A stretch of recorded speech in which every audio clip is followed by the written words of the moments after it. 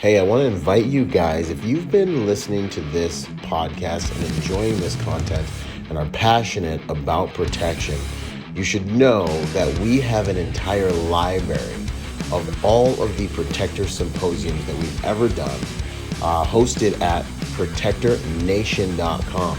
You can go there and you can download those and you can watch every Protector Symposium we've had to date there online, and you can learn protection tactics from some of the most elite trainers in the world from the comfort of your own home.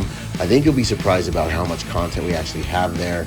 It's very, very, very reasonably priced, and you can upgrade your protection skills. Remember, protection is not all about the hard skills.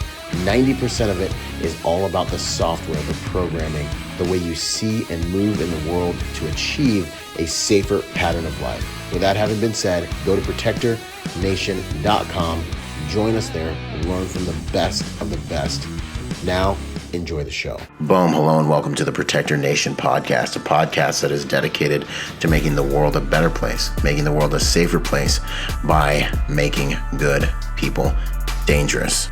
In this podcast, we're going to study and understand what it takes to protect your family, to protect your loved ones, because we all know that you have a few basic needs: food, water, and shelter, but you also have the need to protect those things. In a world and society where evil runs rampant and is sometimes left unchecked, learning how to protect yourselves and your loved ones is becoming more and more important. And so we strive to raise the level of accountability to those who would do evil on this planet by making sure that the sheep, that the flock, is more well-versed in protecting themselves and their loved ones. If that sounds interesting to you, then sit back and enjoy the show out. Oh, what's up, you guys? Here we are for another episode of the Protector Podcast. I'm probably going to air this one on both. It's going to be awesome. We've got the honor of having Tim Ballard with us. How are you doing, sir? Great. Thanks for having me on the show. Super excited. Heck yeah, man. It's definitely an honor. I mean, you guys have been doing some amazing things in the realm of human trafficking for quite some time. I feel like you guys are kind of the big dogs on the block when it comes to that. And I think it's one of the most righteous battles for a protector to be involved in these days. So no, thank you for all you're doing. Absolutely. I always like to start off the podcast with, kind of a question to help people understand who the man is behind the work. Who would you say you are at your core? Who's the man that's doing all this stuff? Well, I would say that the thing that drives me is my faith in God, and my belief that God's children are not for sale, and my belief that Jesus meant what he said when he said that it's better that a millstone be wrapped around your neck and you toss to the bottom of the sea than that you should hurt children. So that's at my core. I'd say that's I think what motivates me is I'll have a meeting with my maker someday, and I want it to be a good one. So yeah, no, that's awesome. I love that, man. And I cite that verse quite a bit as well. It's awesome the impact you've been able to have doing this work. Just so everyone's familiar with you, what's your background? Where'd you come from? How'd you get to where you are? Sure. Thanks so much. So I spent 12 years as a special agent and undercover operator for the U.S. government, for the Department of Homeland Security. I mostly worked child crimes, child trafficking. 10 of those years was on the southern border with Mexico, and just was shocked, astonished at how enormous this problem was, and also saddened by how slow the bureaucracy. No one individual, the individuals are amazing. We're all fighting too many battles, and with jurisdictional limitations and bureaucracy and red tape, and it's just like, man, these are kids. You can't afford to move so slowly sometimes, and so in year 12, I was working on a couple of cases. One was a little boy, an American citizen of Haitian descent, who was moved with his family back to Haiti, 2 years old, and was kidnapped, trafficked. Another case was in Colombia, where I had done a training with the U.S. State Department on training federal agents there on how to do these cases. And both of those kind of turned into bigger cases and rescue opportunities. But in both instances, I was told to come home. And this is in 2012, because either we didn't have the resources or we didn't have the jurisdiction or whatever it was. And it was at that point that I just said, I can't go home. Like, there's real kids here. Right. I've committed emotionally. I've committed to God. I've committed to the children. And so we did this crazy thing. My wife and I jumped into this very unknown world of trying to start a nonprofit and privatize the rescue of children. And we had pretty good success, really good success. In fact, on both those operations, in Haiti, we ended up rescuing 28 children, Wow. 2 of which my wife and I ended up adopting. So they've been home for 4 years, and the other one was the one in Colombia, and that resulted in one of the largest rescues of all time that I know of, and a feature film about that is releasing on July 4th, starring Jim Caviezel and Mayor Servino, called The Sound of Freedom. So that whole story is going to be told on the big screen with Angel Studios distributing. So Heck yeah. The Sound of Freedom. That's awesome. That just sounds like that's a good title. And that's a real life, like based on real world account of what you've done over there by the grace of God. Yes, and we'll send you the trailer if you don't have it, so you can put it out. Because now at the time, people are buying tickets right now, and July 4th is the release day. Well, that's awesome. It's amazing, I think it's amazing how God prepares us for what it is we're going to do with our lives. What would you say, a little off topic, but what would you say to anyone, that's maybe looking for their calling and looking to find that thing? It seems like you definitely found your thing. What would you say to anyone who might be doing something right now and they're like, well, how do I discover that? I love that question because I feel like I have a pretty good idea what the answer might be. It's Awesome. If you really want your calling and you want God to be the one giving it to you, you can almost rest assured of one thing, that it's not going to be easy. He's not going to ask you to do something easy. If you're really, really serious, right? It's like, I will do what you want. It's not going to be some easy little thing. He's going to say, okay, let's go. And that's what he did to me. In the second week of December 2013, I was freaking out because I was about to turn my badge in and my gun in, and we were going to go launch these operations. We had just raised enough money, thanks to Glenn Beck, who learned about this and just said, I'll fund these operations for you. But that was going to be it. Like, that was going to last from December to June. And I remember being very cowardice, even though we had received, my wife and I, so many manifestations spiritually saying, you must do this, you must do this. And ultimately I just was so cowardice. I just said, I can't leave this very stable job. The most stable job maybe in the world as a federal agent. And now I'm going to go into probably the least, statistically speaking, probably the least stable job, starting a nonprofit, 5% of which don't make it past year one, or only 5% of which make it past year one. Okay. So very frightening time. And it was my wife that kind of reminded me, like, look, this is a calling. Like, you asked for this, God answered. And she grabbed me like this. She said, she's usually sweet, but but sometimes you got to get after it. I guess. So she's, and these are exact words I'll never forget, because it just like knocked me out. She said, I will not let you jeopardize my salvation by not doing this. And when she said that, I was like, all right, let's go. If we lose everything and we're living in a tent, she's like, I don't care. What I care is we know what God told us to do, and it's hard. It's gonna suck. It's gonna, like, we don't even know what's gonna happen. We got to go, and so that's why I say, if you're really open, He'll ask you to do some crazy stuff. Yeah, He'll put you through what I call the blue flame. The blue flame is the hottest part of the flame, and if you let Him, He'll put you through it and refine you. Yes, and we can get some things done for Him in His name that are pretty astonishing, and that's what played out over that year with those 2 big operations. And today we're 140 employees.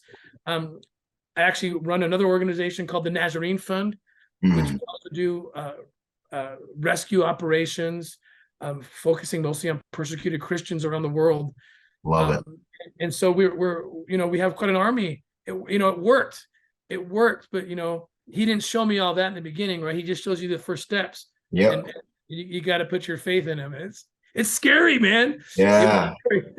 It's like walking on water, man. You only see the next step. It really is. And, but I think through all of it, it's so one of the hugest takeaways, at least that I would say that I've learned, is it just shows you how big he is. I'm only 37 and I've done some things, and I couldn't and wouldn't want to take credit for any success I've ever had. And I couldn't have done it without him guiding me and protecting me and leading me. And there's so many situations like that where I'm like, this is what we're going to do. And everyone's like, no, you're not. And then, people around me are like, I love you. And you're like, but it's what's going to happen. It's what I got to do, but then you get used to it. You kind of honestly start being like, well, this is the direction he wants me to go. And you get some struggle credentials, and your faith actually becomes like, it's like an equity. It's like, I have the faith for this. Absolutely. It's such a beautiful way to live. I want everyone to know about this way to live. So I love this. This is so good. That's awesome. So digging back into real quick, a little bit more on the Nazarene project.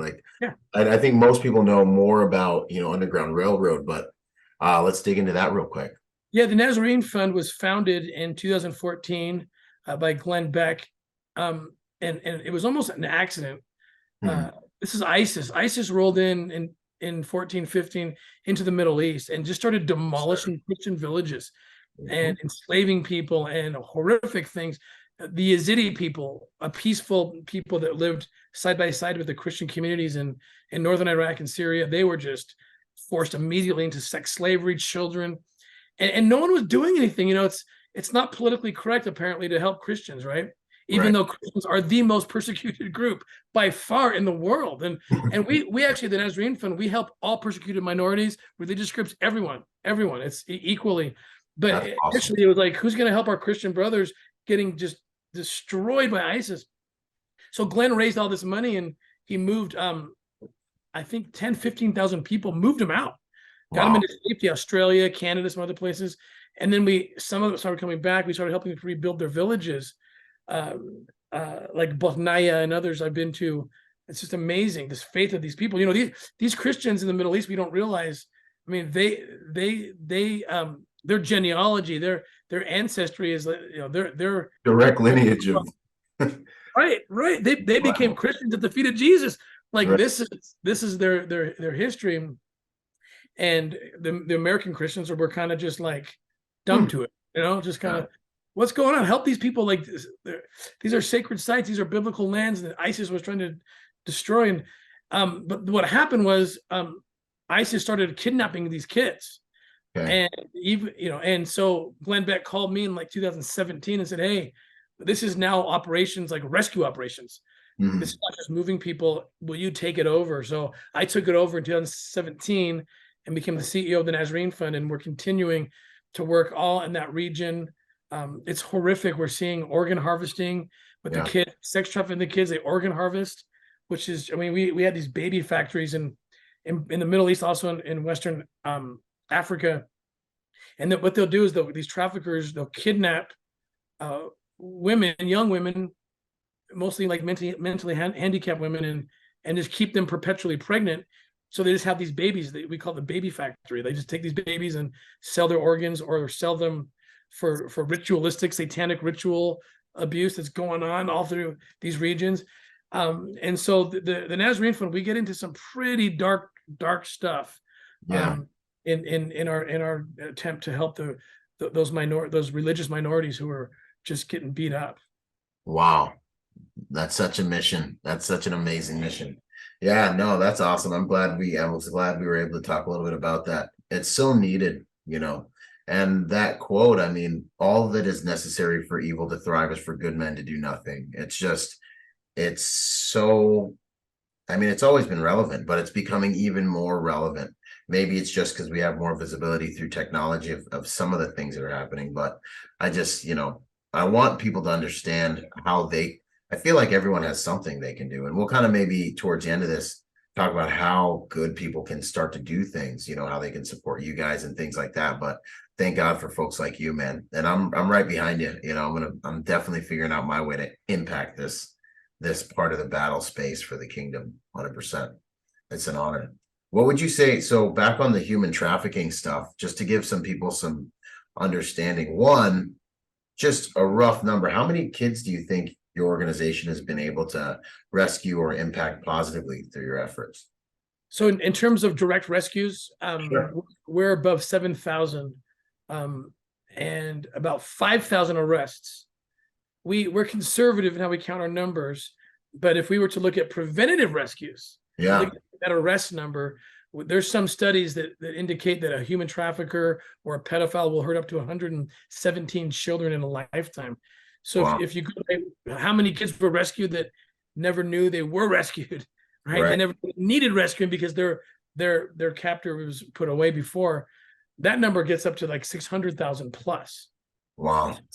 So yeah, I'm just so grateful for the work that our teams have been able to do. We have the best people in aftercare and in operations. We're in 5 regions across the world, and doing these operations constantly, supporting law enforcement, giving training, technology, going undercover as needed. The United States, unfortunately, we are the #1 demand for child exploitation material. We're also in the top 3 for destination countries for human trafficking. So unfortunately, we are what the traffickers are looking for to service. So we can get a lot of cases for our government partners overseas. They ask us to play the role of a American sex tourist, so we can infiltrate pretty quick and get the intel back to prosecution, and they can really make a big difference in the lives of these kids and these human traffickers. And you said top 4 in the destinations for these sex tourists. So these activities are happening heavy back here. You don't have to go to another nation. These things are happening here in American soil at a high clip.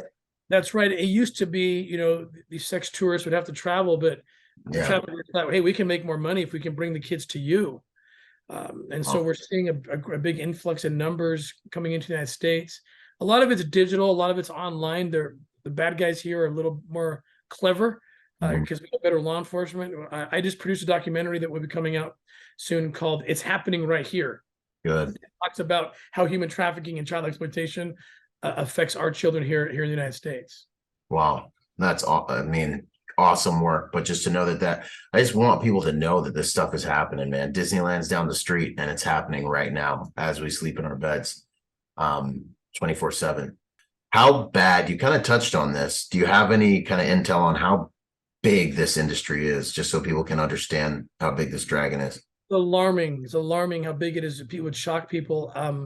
So the amount of money that's made on the backs of slave children and adults, whether it's labor, sex, organ harvesting, is $150 billion a year. The amount of money that's actually exchanged in the buying and selling of people is $32 billion. According to the Department of Labor, state, UN, the numbers have the kids at about 6 million kids today. 6 million kids who are in one of those 3 categories. And I believe it because everywhere we go looking for it, it's there. Wow. And so it's something so big. And it's interesting that, to me, I watch the news and I think, shouldn't this be the headline every day? And then let's solve this one, because I think this is the last issue on the planet that we should all agree on. Right. That's getting strange in weird ways where children are being protected like they should be. But I wish that were the headline. And then after we solve that, now we can get into our tribal wars and whatever. whole crap is like. Yeah, no, I'm right there with you. Like, there's got to be that one thing, man. It's the most sacred thing. If the kids aren't safe, nothing's safe. Like, nothing's safe. Absolutely nothing. And so, yeah, man, I feel like it's one of those. I just agree with Jesus. Be better than having that stuff tied around their neck. I tell people, it's the only time I think, I read the Bible a lot, and I think it's the only time we can say Jesus gets mafioso. Yeah, man. That's what the mafia does to people. Right. Jesus, so it's righteous. Yes. Like, man, he did not pull punches on where he stands here. Nope. We better listen. 100%. And like, part of being righteous is loving what he loves and hating what he hates. That's right. There's some things in there that he mentions that he hates, and a righteous person hates those things. And so this whole tolerance thing is, I don't tolerate certain things, man. I don't think any of us should. And it sounds like Jesus didn't either, It's in red. I love that, man.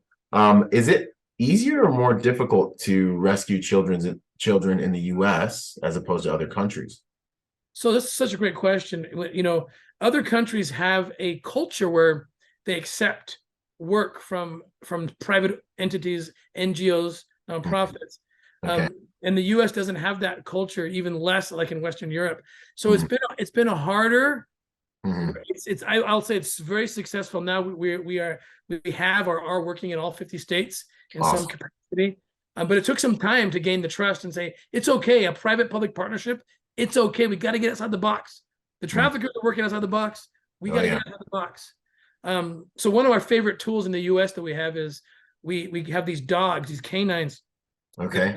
Drug sniffing dogs or bomb sniffing dogs, but they sniff out digital media. There's a glue component inside every microchip for cell phones, micro SD cards. These pedophiles are getting really smart because they know they're being watched now, right? So they put their stuff, like a video of a child just being raped or whatever. Like maybe the only evidence that exists that this child is being is on a micro SD card hidden under the floorboard of some pedophile's house, and they hide it there.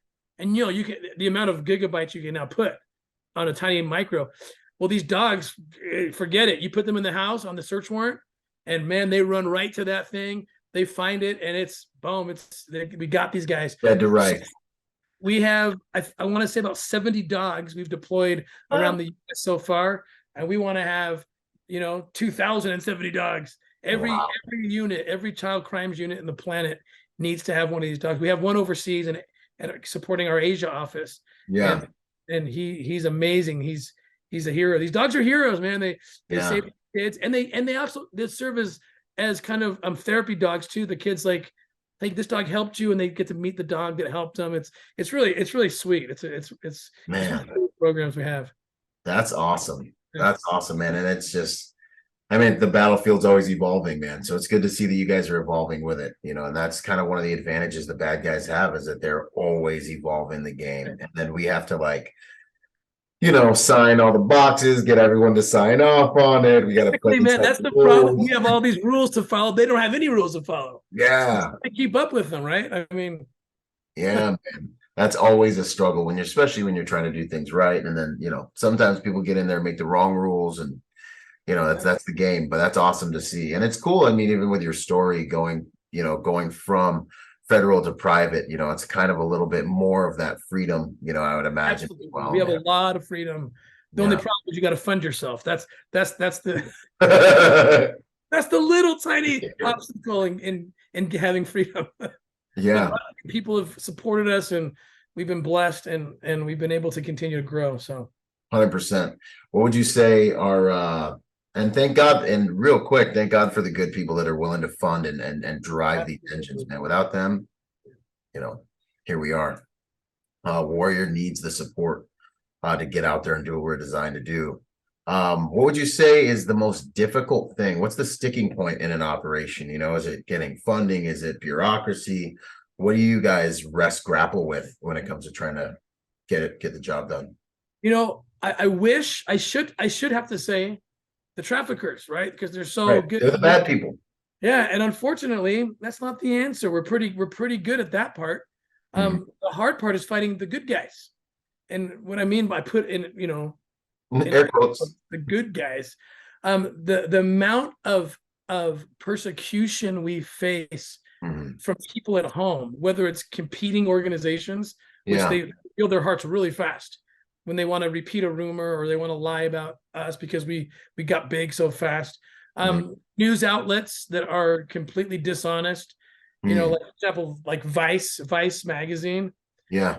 It's no surprise they follow up their hit pieces on us with, hey, you don't call them pedophiles, call them minor attracted persons because they're protected groups.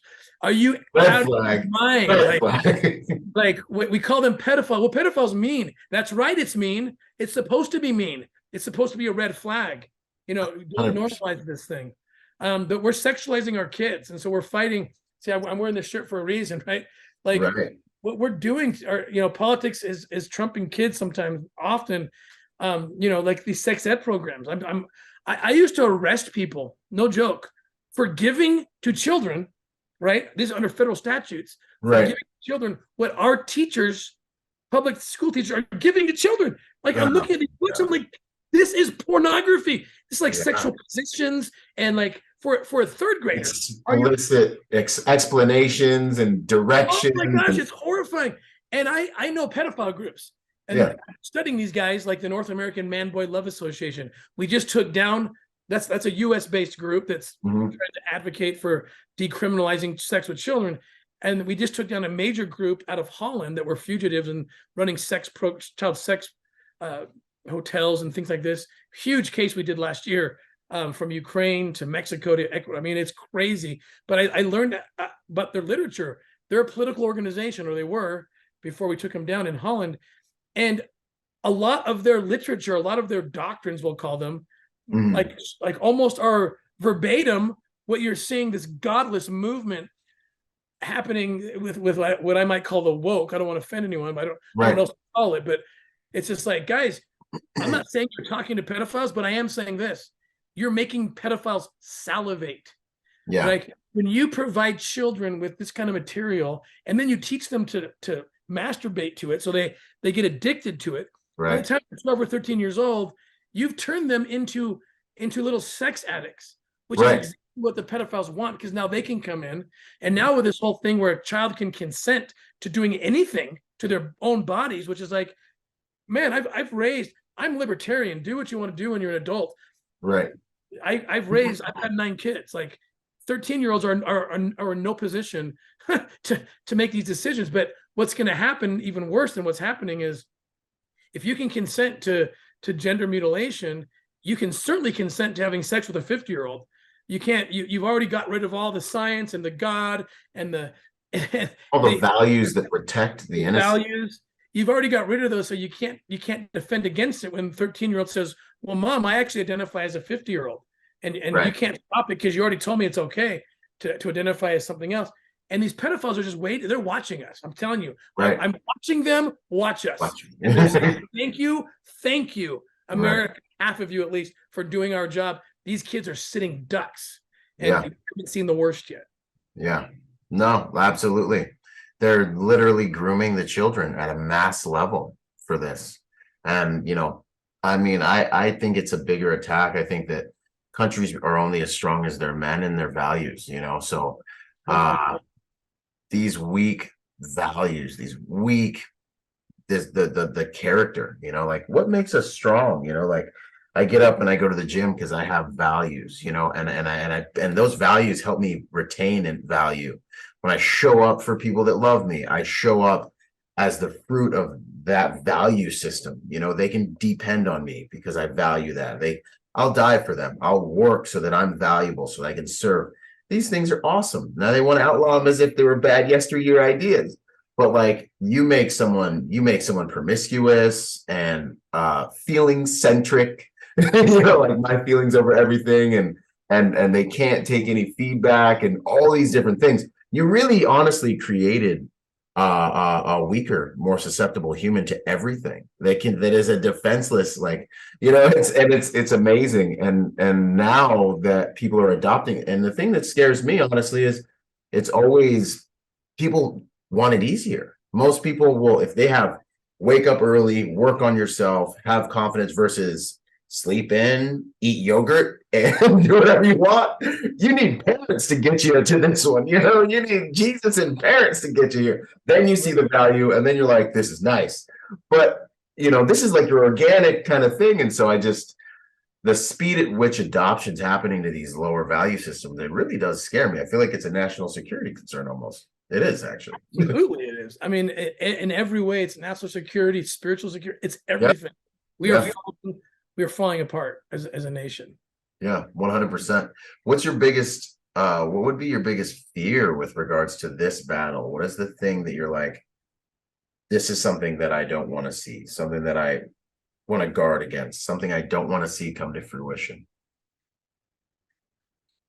I think the thing that scares me the most is if we start codifying these low-level, low-vibe values that you're talking about, and laws start being formed around them. Yeah. I've always wanted to be out of business. Yeah. Because there's no more kids to save.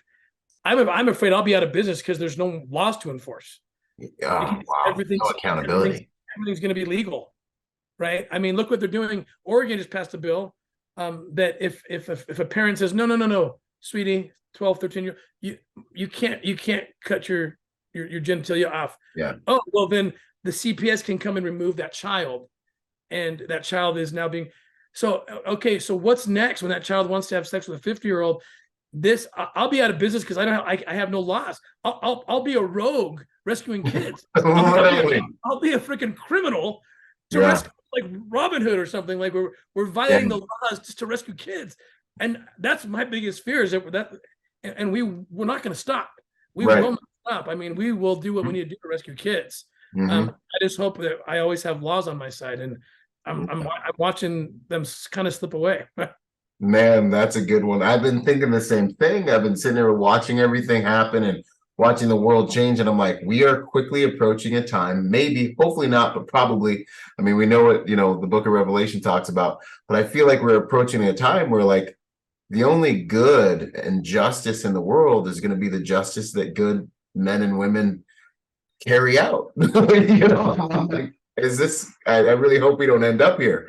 But I'm almost looking at the way they're my greatest heroes on the planet, including Jesus. Right. My greatest heroes had to do it. They had to defy culture and laws to do the right thing. Like I have a picture of Harriet Tubman that sits over my mantle. It's like, what? Look what she was doing. It's like defying every law possible to go back in.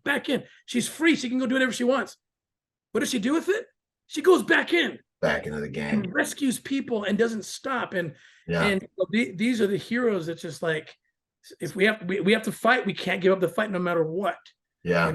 So I agree with you 100%. What would you say about how are these, at least stateside, how are these pedophiles gaining access to children? Is there anything that that you're seeing out there, any trends you can highlight? Any protective measures parents can consider, because I had another guest on the podcast and, she was, I think Vietnamese and, you look at her and you think, oh, well, you were trafficked in Vietnam. She's like, no, I was going to school in Irvine, California when I was shoved in a closet by my boyfriend and this whole thing kicked off for however long. So like months and months until the cops kicked the door down and luckily got her, Emily Chan. She's in there if you guys want to go back and find that episode. But with your guys' operations, are you guys seeing any avenues of approach that the FDA is using? Absolutely. It's every kind of digital communication that we expose our children to. Yeah. And parents, we have this problem, right? If you're my age or older, like, and maybe even younger than me, I'm not sure where you fit in. Yeah, I'm 37. But like probably with you, like I didn't grow up as a teenager or as a child with the internet. Right. And so I luckily, thank goodness for my children, it's my business to know. But most people our age who are parents, they didn't, they think, they can take care of their kids because they've been there. I've got my heart broken before. I had to deal with bullies on the playground. I crashed a car into a fence. Hey, sweetie, I've been there. But there's one place that they have not. Yeah. The internet with hormones and kids, they don't have that. They don't know what it's like, right? It's hard to even imagine there was a time with no cell phones or internet, but that was my entire youth and adolescence, right? Right. And so parents get tricked. Like, for example, and these are parents that like are well-educated and have a stable environment for their kids, but their kids playing Fortnite or something, and they have no idea there's a communication board on Fortnite. They have no idea. They think the kids playing the computer because when we were kids playing Atari, right? Playing or Nintendo, let's go. Yeah. We were playing the computer guy. And the kids, no, your kid's not playing the computer guy. Your kid's playing who they think is Johnny down the street, but it's really, it's Mr. Uncle Jefferson 2 states away who's 60 years old trying to access your kid. Like this is what we see. And parents are just oblivious and they find out later, like, what? And you met the guy? Well, I thought where to meet up with who? Right. Where? It's exactly. And so anywhere, social media, gaming, anywhere there's communications, and the parents just don't get it. They don't understand. So that's one reason we put this film out. In fact, I'm going to send you a link to it. Yes, sir. It's happening right here. A lot of it is filmed. It's actually in Southern California because that's where I spent most of my time when I was a federal agent. Awesome. Southern California. But I'm going to send you the link and we can get it out to your folks, because that tells the entire thing. What's happening, how to avoid it. You got this Romeo thing, this Romeo traffickers who, this is what, again, these girls who are even in affluent areas, they're being trafficked while going home every day because they have sex with their boyfriend who they're going to keep for 2 months. He takes a video of it. She breaks up with him. He says, "Hey babe, look what I got. And I also have your entire church congregation email list. They're all going to get the sex video, and grandma and grandpa are too, unless you keep turning tricks for me and my friends." This girl's being trafficked in every way, but she goes home and has dinner every night with her parents in her gated community. Like the kind of tricks that are happening, and people don't even know. The parents have no clue. Yeah, absolutely, man. That's powerful. So handing your kid a cell phone, letting them roam free on the internet. I mean, it's almost like giving them a license to drive a car before they know how to drive it. 100%. That's what it's like. It's like, and it's also like handing them a stack of Playboys. Like when I was a kid, if I wanted to look, and I wanted to look. I want to be in your boat, man. I couldn't find it if I wanted to. I didn't know. Like I think I had one friend who had a dirty uncle, and sometimes we got access. Like that was it. That was it. Parents give an iPhone. It's like, hey, here's like the last 10 years. You could imagine of Hustler. Here you go. Like. But it's a tough thing. This is where parents have to be parents. Right. Because I also don't think it's wise to say you get no iPhone until you're 18. Well, that's crazy. That's like saying I'm not going to teach you to drive, and when you're 18, you're out of the house. Your first move is going to be you're going to crash into a tree and kill yourself. No, you got to teach them. You got to give it to them, but teach them, understand the apps, understand the system, the technology, and teach them into it. And parents don't want to take the time to do that. Parents are lazy. Yeah. Right? They want to be the friend, not the parent. And that's a problem. We've got to stand up and defend our kids by parenting them. Yeah, 100%. And it's got to be the most important thing. Because these days, we're all strung out. Like there's the middle class is hustling, man, trying to make ends meet. And it's real easy to get really tired and let a lot of things in your backfield, let a lot of things in your backfield slide, whether it's your relationship with your spouse or the time you're spending with your kids. And I mean, I don't know. I mean, as a 37-year-old guy, I'm thinking ahead and I'm looking ahead and I'm like, man, my productivity, my bandwidth, like, how can I spread these things? Like, I need to create a situation where I can actually not be in the slave trade as much and actually make sure I'm protecting and providing and being respectable and being around my kids and my family and my wife. And you guys got to be, this is chess. It's not checkers. And you need Jesus to figure it out. 100%, man. No, that's good. Those are good thoughts. Protect. I mean, and there's some software out there too that can help keep a lot of these things off devices, from what I'm seeing as I prepare to deal with it, in my backfield as well. Yeah, no, 100%. And if you're respectable, you can influence your children too. So I think there's also a piece about, when your kid looks at the world and looks at you, be the type of person that they actually think like, well, maybe I should listen to this guy to the best of your ability. I'm still a young parent, so I don't know how crazy it gets, but that's what I'm making. I got mine's go from 23 down to 6. Yeah. Got the whole span going, man. It's good stuff, man. What would you say is the hardest lesson you've lived out here that you've learned in this battle? The hardest lesson you've learned in this battle? By far, it's forgiving. Really? Ooh. Oh my gosh. I'd say, because you have to. You have to. He's told us you have to. 70 times 7. I write that down often. 70 times 7. 70 times 7. Because, not only you're confronting these people who are doing the most horrific things to children. And you think, okay, Jesus loves you. I don't know how to comprehend that. I have to forgive you.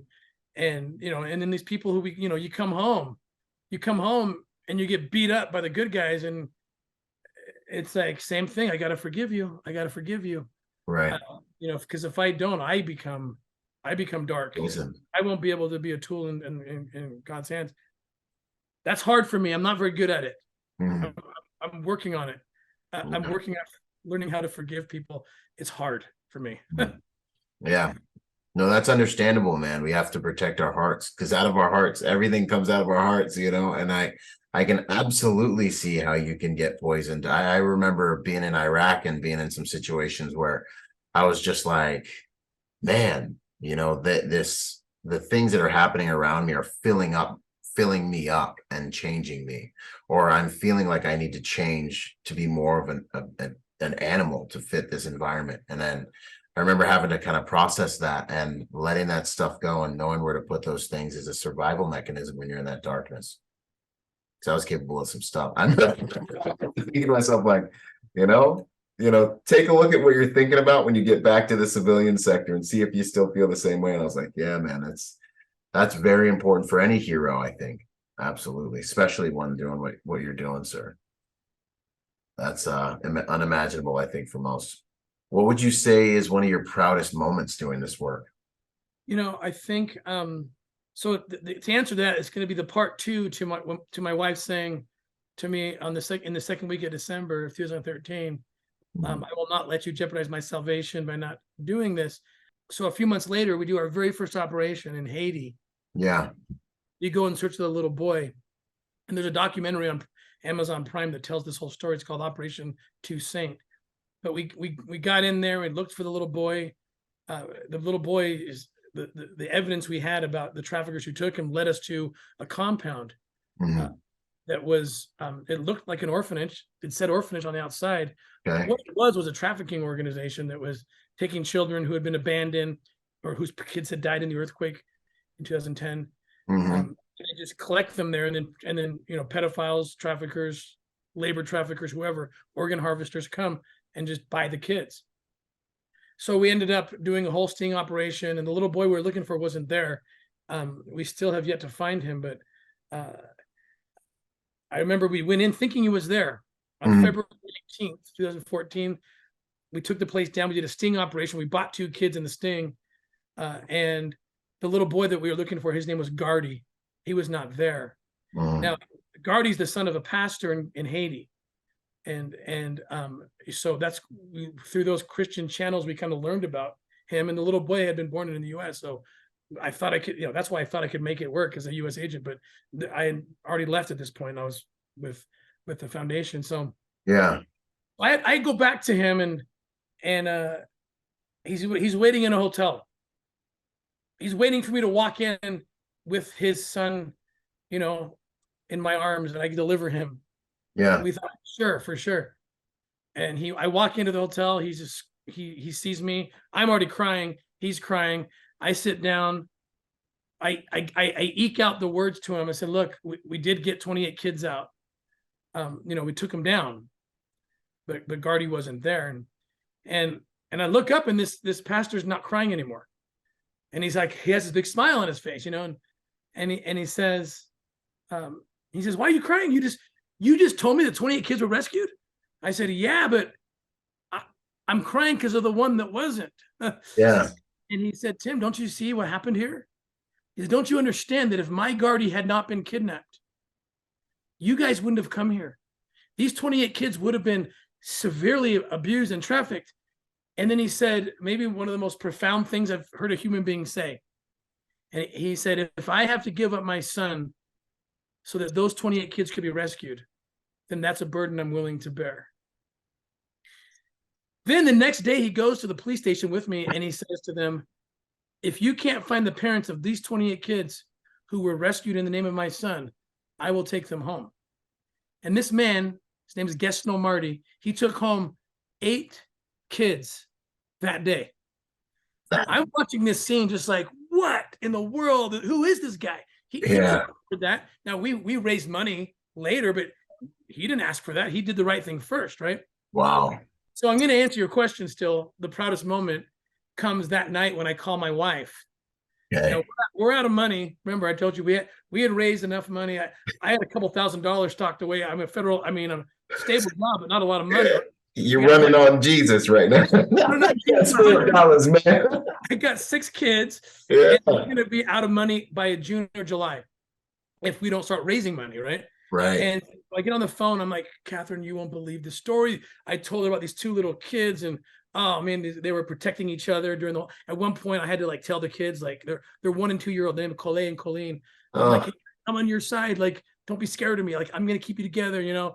And so they were the kids that we took to the sting operation and blocked them. And anyway, so I'm telling Catherine, my wife, the story about Gesno, the this Haitian pastor.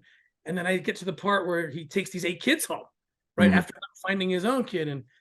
And Catherine's just silent on the other side. And she's like, well, don't you want to be like this guy? Like, Gesno. I'm like, of course. I want to be like him. Like, right. Like, yeah. And I'm like, where are you going? Where are you going with this line of questioning? And she's like, well, if he can take 8, did you find the family of the 2 kids that you tell Colleen and Colleen? I said, oh no, their parents are dead. Like, they died. And it's like, okay, well, then I want to be their mother. And I'm just on the phone just going, you wait, what? Like, I don't think I really meant. I didn't really mean that. Like, it's time to put a money where the mouth is. What money? Right? So my proudest moment is that I didn't respond in a way that made her have to repeat her whole salvation quote to me. Right? Oh man, that's awesome. I'm more proud of her than me. Okay, but at least I didn't like question to the point where she had to throw that line out, because that hurt the first time, and it had only been like 2 weeks or 2 months. Right? So we did it. We brought the kids home, and we had another baby, actually a biological child that we didn't expect. So we ended up now we got 9 kids. Wow. But it was a blessing. I'll tell you why, because defying all evidence, all scientific logic, the baby was conceived. But we know why, because so Catherine was praying to God, just like, how do I raise 2 children who I don't even speak their language or know their culture, and help me. And they would have been the 2 cabooses at the end. Okay. Well, then God blesses us with this little Daniel, right? Yeah. So he becomes the caboose.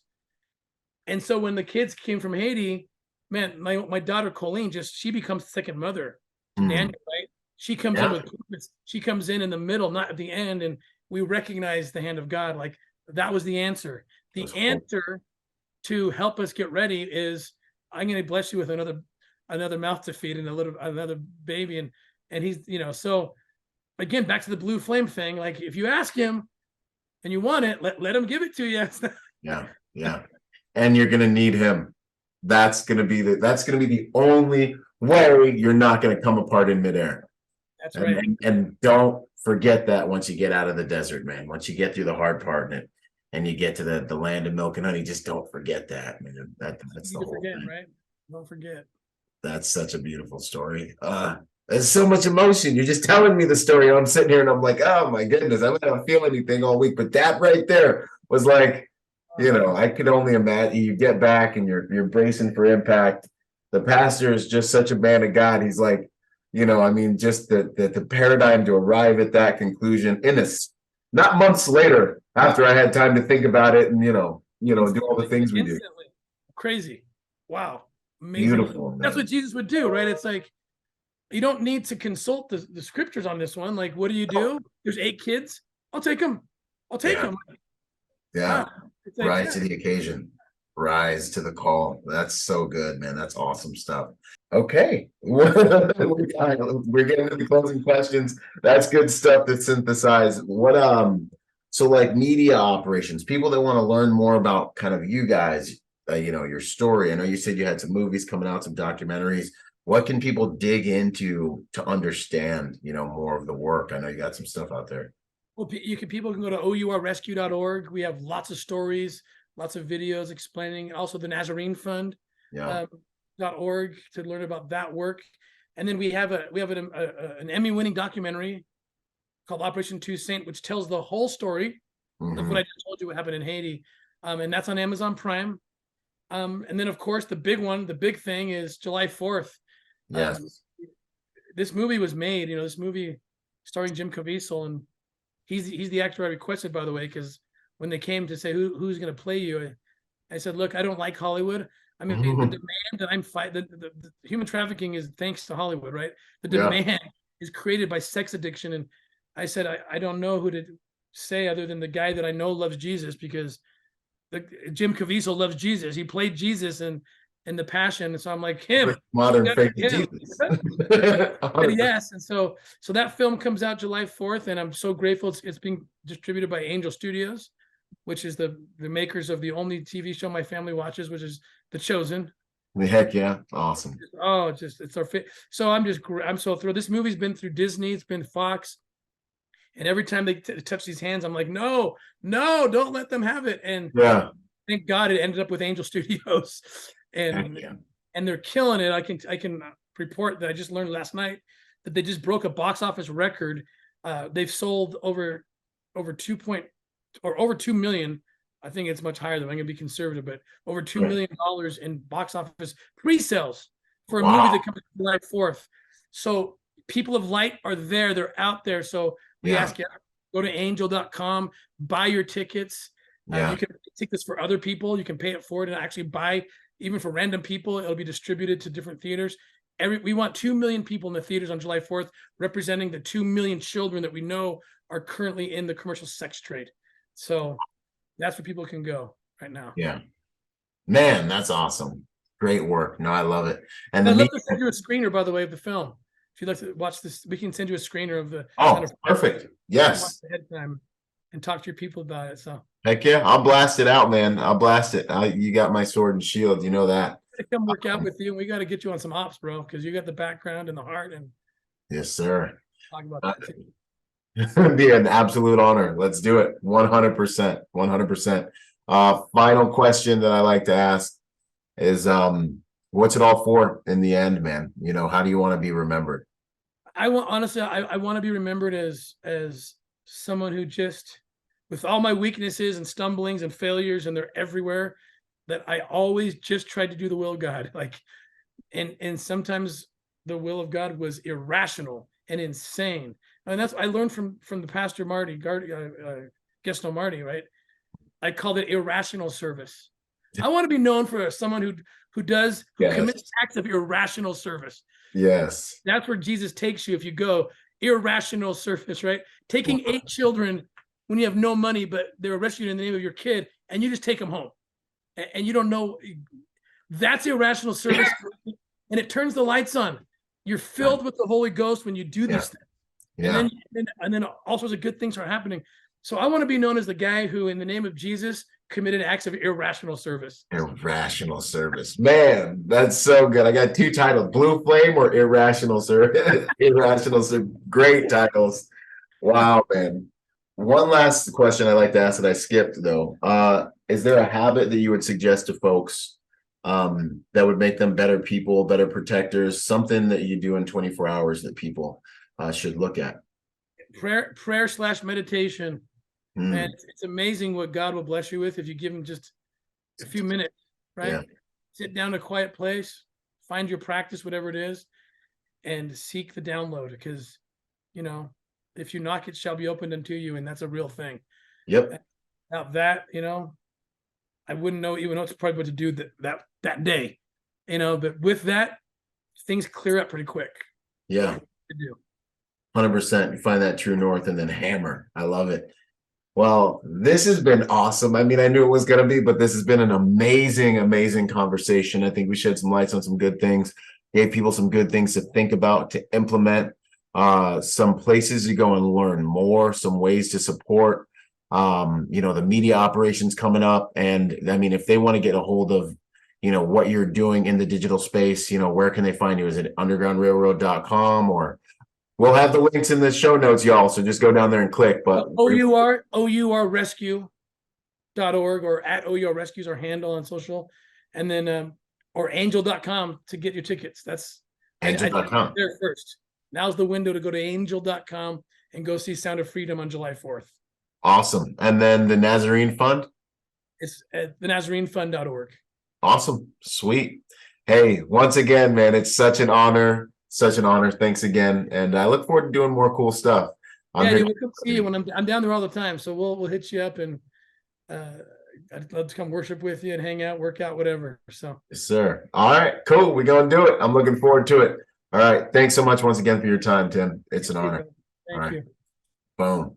Boom! Quick shout out to our sponsor, Staccato. My first pistol sponsor. I've been sponsored by a lot of companies, right, over the years. But when it comes to pistol, that's my bread and butter. Pistol is something I believe in. You know, I'm a competitive shooter. You know, we're shooting anywhere from, 800 rounds a month type of thing, right? So Staccato, being what I believe, is one of, if not the most complete handguns you can put in your hand. It's got every component that a handgun could have, should have. They're actually extremely dependable now that they've made some changes, and these things are straight up tack drivers. If you're looking for a pistol that will do as much of the work for you as a piece of hardware can, obviously you have to have the marksmanship and all the different things, but different guns perform at different levels. And I want to say that Staccato is one of, by far, for sure, take it from a competitive shooter, we're shooting the highest volumes of rounds constantly right now. Not used to have a background guy, but like right now, when you go shoot, you're gonna see certain brands. Staccato is one of, if not the highest performing firearm that is both CCW, duty ready, and also competitive ready. So I want to give them a shout out. If you guys are looking for a good handgun to build your skills on top of, go check out Staccato. Much love and respect. Boom. Yo, what up? I hope you guys really enjoyed that episode. Hey, listen, in order to get more out of the brand, I want to encourage you to go join us on our social media platforms and join us at protectornation.com. We post different types of content on our different platforms at different times. You'll get blog posts, you'll get videos, you'll get real world combat engagements and things like that. So stay plugged in order to get the most out of the brand. In order to support us, also go to protectornation.com and buy something, or join forces with me on Patreon. You'll scroll down the homepage and you'll see the link. Anything you can give counts. Think about whatever you would lose in your cushions or like spend on McDonald's this month, $5 a month, whatever it is. That helps us make the world a better place by making good people dangerous. Anyways, this is Byron Rodgers, protector by nature and by trade, and I'll see you on the next piece of content, whether it's a video or podcast. Out.